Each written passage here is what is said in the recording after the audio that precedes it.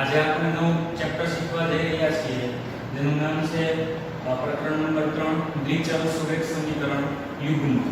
ધોરણ 9 માં આપણે દ્વિચલ સુરેખ સમીકરણ વિશે આપણે થોડું ભણ્યા હતા. આજે ભણવાના છીએ દ્વિચલ સુરેખ સમીકરણ યુગ્મ. યુગ્મ એટલે મતલબ થાય કે જોડી. શાની જોડી? તો આપણે ટાઇટલ થી સમજીએ. દ્વિચલ એટલે કે એવું સમીકરણ કે જેમાં ચલની સંખ્યા હોય છે બે. સામાન્ય રીતે આપણે ચલની સંખ્યા x અને y લઈએ છીએ. દ્વિચલ સુરેખ, સુરેખ એટલે રેખા, સીધી રેખા ના સમીકરણની યુગ્મ એટલે થાય જોડી. એટલે કે બે ચલ વાળા રેખાના સમીકરણની જોડી વિશે આપણે વાત કરવાની છે. તો સૌપ્રથમ આપણે સમીકરણ છે એનું વ્યાપક સ્વરૂપ જોઈએ. તો દ્વિચલ સુરેખ સમીકરણ છે એનું વ્યાપક સ્વરૂપ એક આવું છે: ax by c બરાબર 0, જ્યાં બે ચલ છે x અને y અને બાકીના a b c છે અચળાંક છે. abc belongs to r જે વાસ્તવિક સંખ્યામાંથી લેવામાં આવે છે. તથા બીજી એક શરત છે a² + b² is not equals to 0. એનો મતલબ એવો થશે કે a અને b એક સાથે ક્યારેય પણ શૂન્ય હોઈ શકે નહીં. જો a અને b એક સાથે શૂન્ય થાય તો બંને પણ શૂન્ય થાય તો c બરાબર 0 જે સંભવ નથી. બરાબર? કોઈ પણ સમીકરણ છે એને દ્વિચલ સુરેખ સમીકરણ બનવા માટે એટલીસ્ટ કોઈ પણ એક ચલ હોવો પડે. ચલ x ઓન્લી હશે તો પણ ચાલશે, ચલ y હશે તો પણ ચાલશે અને બંને હોય તો પણ ચાલશે. આ છે એના વ્યાપક સ્વરૂપની વાત.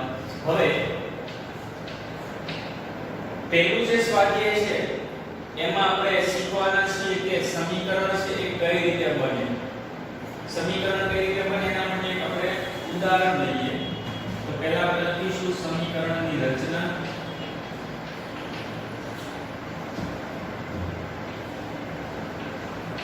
અને ઉકેલ.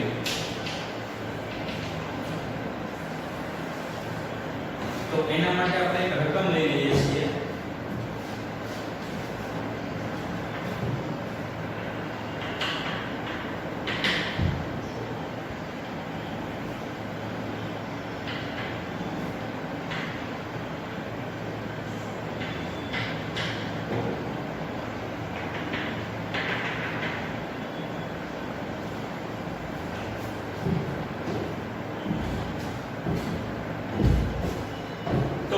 રકમ લઈએ કે આ પ્રમાણે છે કે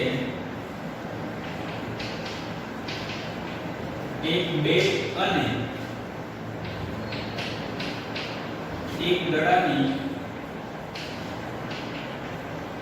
કુલ કિંમત રૂપિયા 110 છે. તથા બે બેટ અને 3 દડાની કિંમત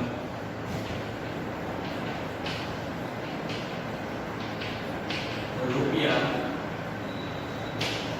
230 છે. હવે આ સમીકરણ છે આ તમને એક વિધાન આપેલું છે. આ વિધાન આપણે કહીશું પુટ પ્રશ્ન.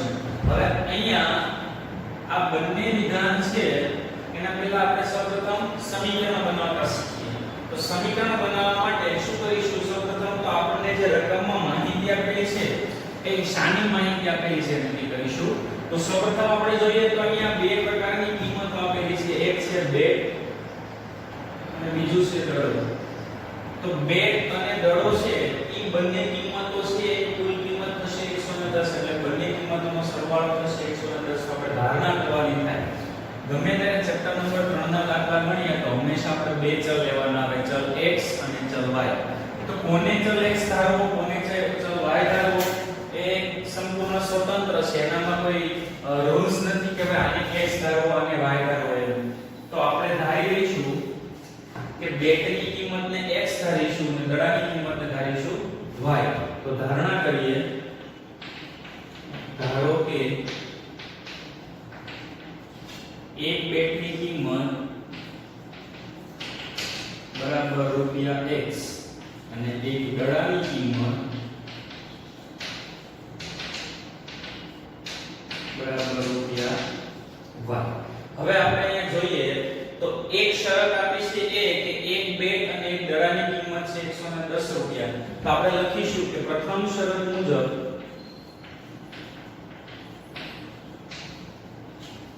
એક દડો અને એક બેટ, એટલે એક બેટની કિંમત થશે x અને એક દડાની કિંમત થશે y. x y બરાબર કુલ કિંમત છે 110, જે થશે આપણી માહિતી માટેનું સમીકરણ નંબર 1. પ્રથમ શરત મુજબ x y બરાબર 110 થશે. હવે આપણે લઈએ બીજી શરત કે બે બેટ અને ત્રણ દડાની કુલ કિંમત રૂપિયા 230 છે. તો લખીશું કે બીજી શરત મુજબ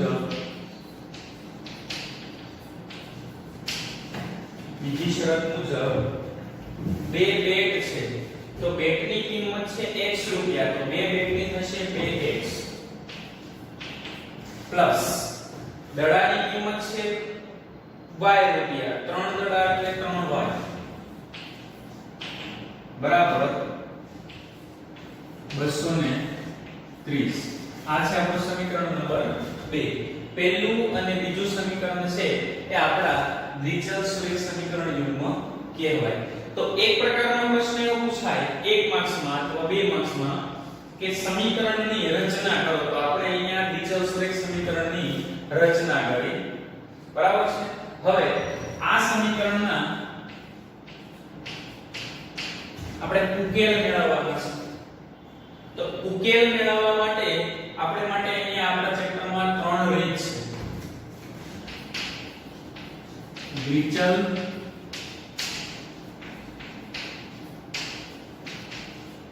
સુરેખ સમીકરણના ઉકેલની રીતો ત્રણ અલગ અલગ રીત છે. એ અલગ અલગ રીતની આપણે વાત કરીશું. ફક્ત અહીંયા ટાઇટલ સમજીએ તો પહેલું છે આદેશની રીત, બીજી છે લોકની રીત, રીત નંબર 3 છે ચોકડી ગુણાકારની રીત. ચોકડી ગુણાકારની રીત અથવા આને બીજું કહેવાય છે ક્રેમરની રીત. તો હવે આ રીત છે એને આધારિત આપણે ઉકેલ મેળવીશું. તો સૌપ્રથમ આપણે એક ઉદાહરણ લીધેલું, તો હવે આપણે સ્વાધ્યાયના દાખલાની શરૂઆત કરીએ. તો સ્વાધ્યાયના દાખલા નંબર 3.1 તરફ જઈએ. પ્રશ્નની વાત કરી છે કે આફતાબ તેની દીકરીને કહે છે કે 7 વર્ષ પહેલા, એક શબ્દ આવ્યો છે 7 વર્ષ પહેલા મારી ઉંમર એટલે અહીંયા વાત કરે છે આફતાબ, એટલે આફતાબની ઉંમર તારી ઉંમર એટલે તેની દીકરીની ઉંમર કરતા 7 ગણી હતી અને 3 વર્ષ પહેલા, 3 વર્ષ પછી લખીશું, 3 વર્ષ પછી મારી ઉંમર તારી ઉંમર કરતા 3 ગણી હશે. આ માહિતીને બેઝિક રીતે અને આલેખની રીતે ઉકેલો. તો સૌપ્રથમ આપણે જોઈશું કે સમીકરણ બનાવવા માટે આપણે ધારણા કોની કરીશું. તો વાત કરીશું અહીંયા બે વ્યક્તિની ઉંમરની વાત આવી છે, સાથે સાથે ઉંમરમાં અમુક વર્ષ પહેલા અને અમુક વર્ષ પછીનો ઉલ્લેખ થયેલો છે. વિદ્યાર્થી મિત્રો યાદ રાખો કે ગમે ત્યારે ઉંમર વાળો દાખલો આવે ને દાખલામાં તમને એવું કહેવામાં આવે કે આટલા વર્ષ પહેલા આટલા વર્ષ પછી, જ્યારે વર્ષનો ઉલ્લેખ આવે પહેલા અને પછીનો, તો હંમેશા આપણે ધારણા કરીશું જે તે વ્યક્તિની હાલની ઉંમરનો. હાલની ઉંમરનો એટલે કે અત્યારની કરંટ ઉંમરનો. તો આપણે બંનેની હાલની ઉંમરની ધારણા કરીએ તો ધારણા કરીશું કે આફતાબની હાલની ઉંમર x અને દીકરીની હાલની ઉંમર y. આ પ્રમાણે વાત કરીશું કે ધારો કે આફતાબની હાલની ઉંમર બરાબર x વર્ષ અને દીકરીની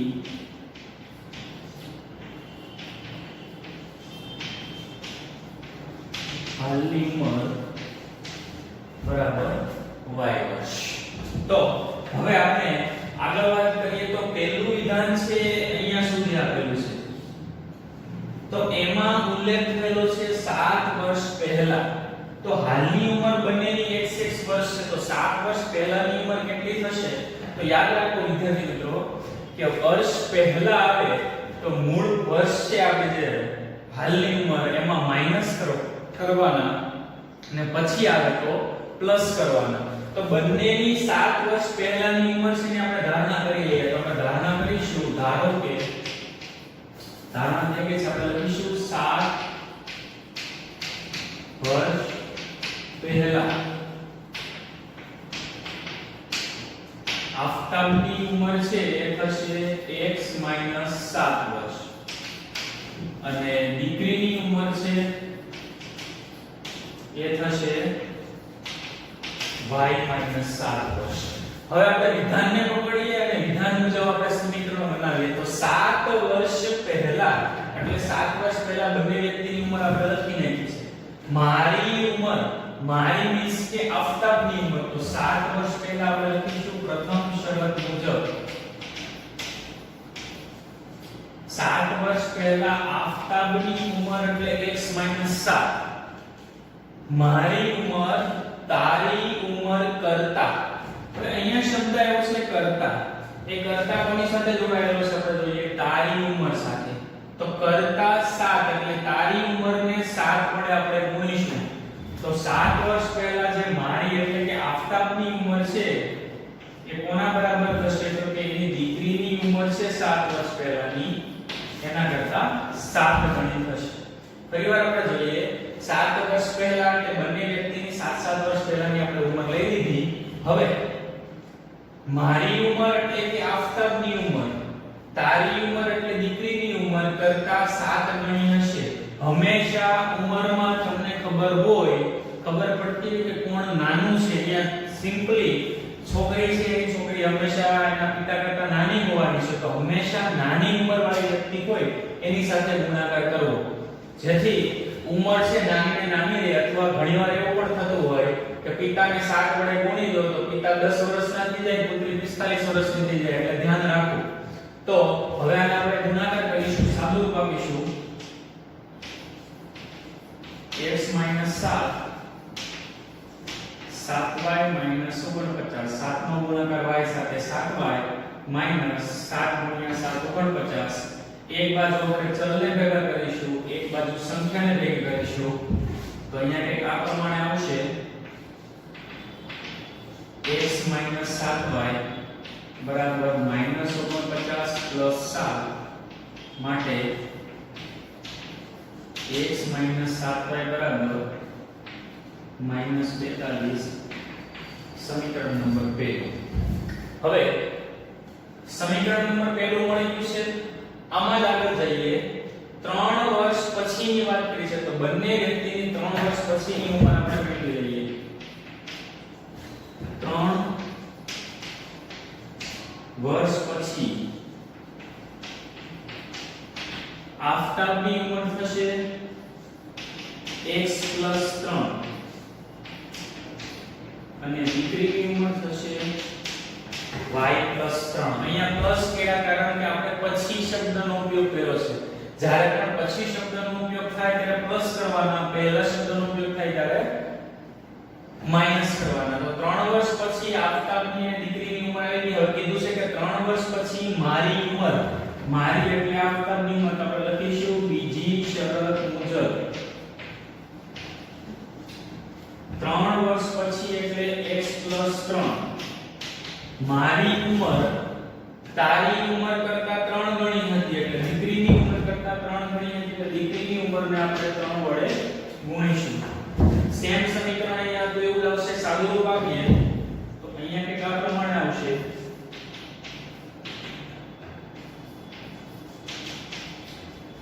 x 3 બરાબર 3y 9.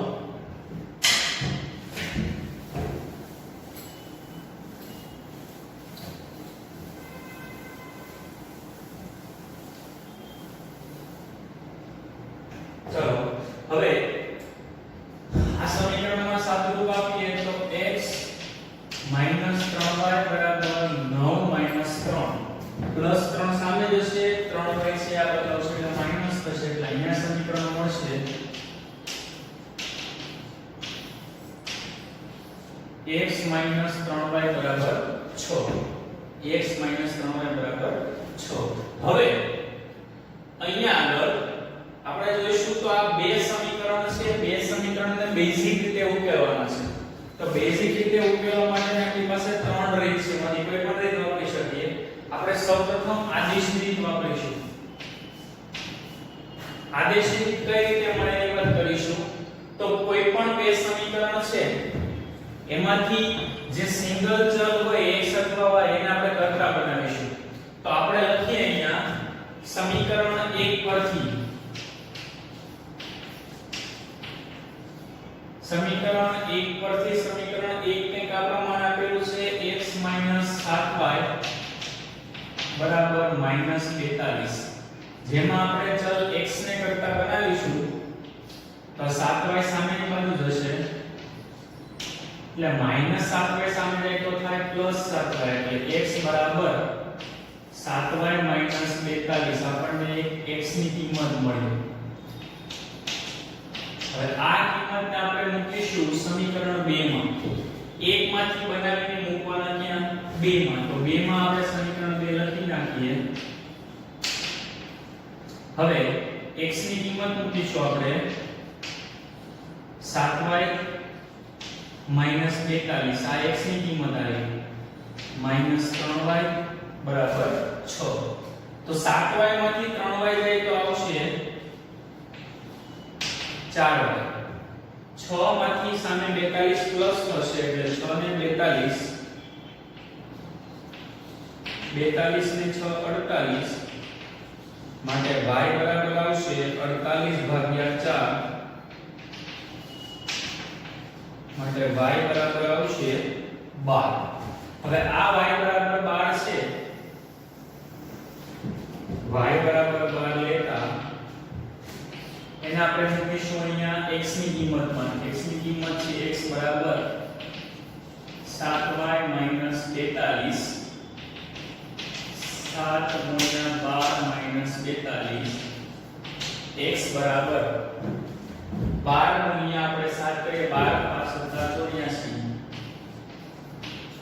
= 42 એટલે x બરાબર આવશે 4 માંથી 2 જાય તો 2 અને 8 માંથી 4 જાય તો 4 તો x બરાબર મળ્યા 42 હવે આ શું છે તો કે x બરાબર ધારણા કરી હતી આફતાબની હાલની ઉંમર અને y બરાબર ધારણા કરી હતી દીકરીની હાલની ઉંમર આન્સર લખશું કે આફતાબની હાલની ઉંમર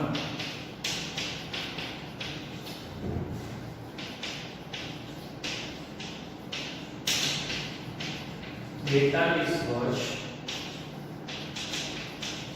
દીકરીની હાલની ઉંમર બરાબર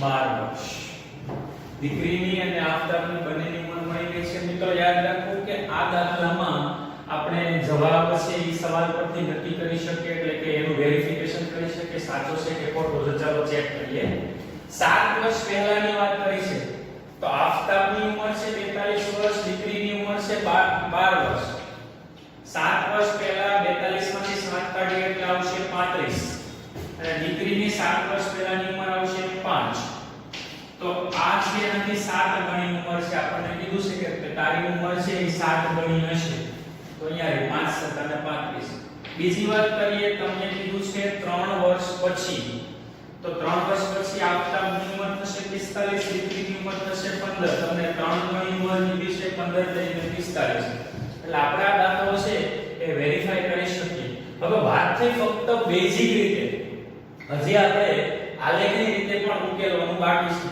તો એ માટે આપણે આલેખની રીત તરફ જઈએ તો આલેખની રીત છે આપણે ઓલરેડી 9મા ધોરણમાં શીખી ચૂક્યા છીએ એ માટે આપણે ત્રણ કિંમતો છે એ મેળવવાની હોય છે તો પહેલા આપણે આલેખની રીત માટે ત્રણ કિંમતો સમીકરણ તરફથી મેળવીએ તો પહેલું સમીકરણ આપણને મળેલું હતું x - 7y બરાબર -43 જેમાં આપણે x ને કરતા બનાવીએ x બરાબર આવશે 7y - 43 હવે y ની 1/1 કિંમતો લઈશું જેથી આપણને x ની અનુરૂપ કિંમત મળશે. હવે જો એક ધ્યાન રાખવાનું કે આલેખને આપણે પ્લસમાં રાખવો હોય તો x ની કિંમત એવી આવે, y ની કિંમત એવી લેવાની જેથી x ની કિંમત પ્લસ આવે. તો સૌપ્રથમ વાત કરીએ y બરાબર 0 લઈએ. y બરાબર અહીંયા 0 લઈશું તો x બરાબર આવશે 0 નહીં 7 6 42 એટલે 6 લઈશું. તો 7 ગુણ્યા 6 માઈનસ 45 એટલે x બરાબર આવશે 45 માઈનસ 45 એટલે x બરાબર આવશે 0. y બરાબર 6 લઈએ ત્યારે x બરાબર આવશે 0. હવે 7 લઈએ x બરાબર y બરાબર 7 લઈશું તો અહીંયા x બરાબર આવશે 7 કૌંસમાં 7 માઈનસ 45 તો 37 49 માઈનસ 45 49 માંથી 45 જાય એટલે x બરાબર આવશે 7. એ જ પ્રમાણે y બરાબર લઈ લઈએ 10. y બરાબર 10 લઈએ એટલે x બરાબર આવશે 7 ગુણ્યા 10 માઈનસ 42 10 * 70 70 માઈનસ 42 એટલે આવશે 28. x બરાબર 28 અને y બરાબર 10. હવે આ સમીકરણ 1 માટેની કિંમતો મળી ગઈ છે. એ પ્રમાણે આપણે સમીકરણ 2 માટેની કિંમતો તરફ જઈશું.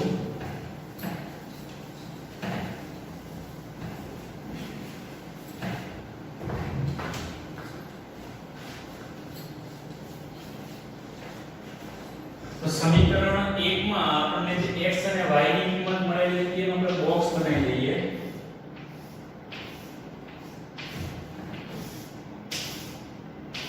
તો x ની આપણે કિંમતો મળેલી હતી 0 7 અને 28 0 7 અને 28 ત્યારે y ની કિંમત આપણે હતી 6 7 અને 10 6 7 અને 10.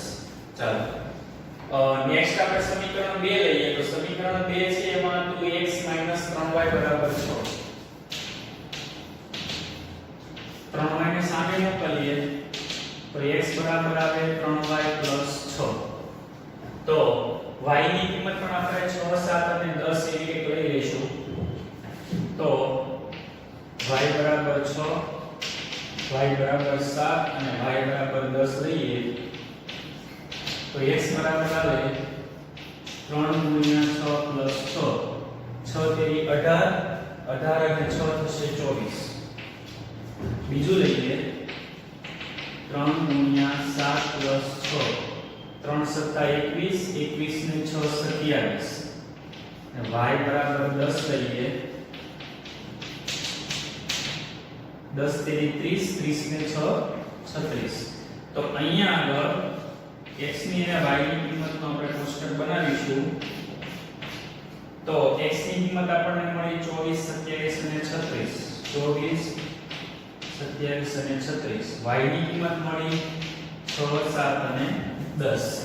હવે વિદ્યાર્થી મિત્રો પ્રશ્ન આપણને થાય આટલો મોટો દાખલો પૂછાય તો કે ના, આટલો મોટો દાખલો પૂછાય નહીં. આપણે ફક્ત અહીંયા સમજૂતી માટે દાખલો ગણીએ છીએ કે ઉકેલ કઈ રીતે મળે.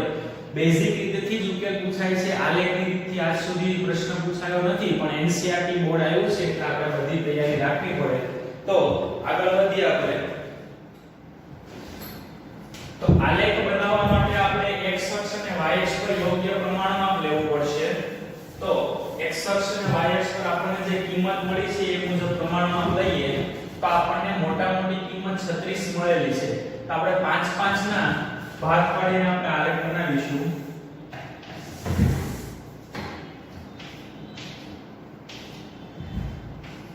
x અક્ષ અને y અક્ષ. તો 0 5 10 15 20 25 30 35 40 અને 45. જે પ્રમાણે અહીંયા 5 5 ના મળીએ 5 10. આપણે અહીંયા તો બહુ મોટા માપ નથી લીધા એટલે આપણે અહીંયા બે બે માપ લઈશું. 2 4 6 8 10 અને 12 અને 14 બરાબર યોગ્ય પ્રમાણમાં લઈ શકીએ x અક્ષ પર x ની બરાબર 5 એકમ લીધા અને y અક્ષ પર x ની બરાબર 2 એકમ લીધા એ આપણે અહીંયા કિંમતો મળી છે એના પર આપણે આધાર રાખીશું તો સૌપ્રથમ આપણને જોડી મળી છે x અક્ષ પર 0 અને y અક્ષ પર 6 x અક્ષ પર 0 અને y અક્ષ પર 6 એટલે આ વાળી કિંમત બીજું x અક્ષ પર 7 અને y અક્ષ પર 7 x અક્ષ પર 7 એટલે સમથિંગ અહીંયા કંઈક આવશે અને y અક્ષ પર 7 એટલે અહીંયા કંઈક આવશે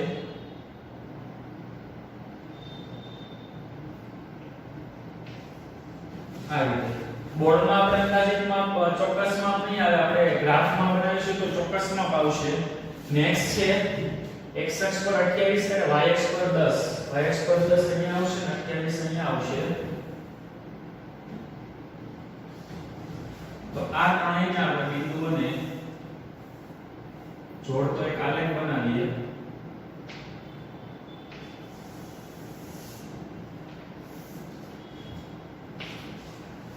એ જ પ્રમાણે નેક્સ્ટ થઈએ બિંદુ આ રેખા y માટે 24 અને 6 તો 24 અહીંયા આવશે 6 અહીંયા આવશે એટલે આપણી કિંમત મળશે કે આ પ્રમાણે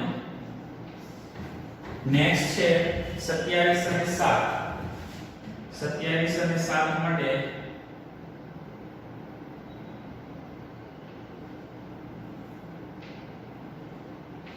અહીંયા જઈશું અને પછી છે 36 અને 10 36 અને 10 માટે આપણે જઈશું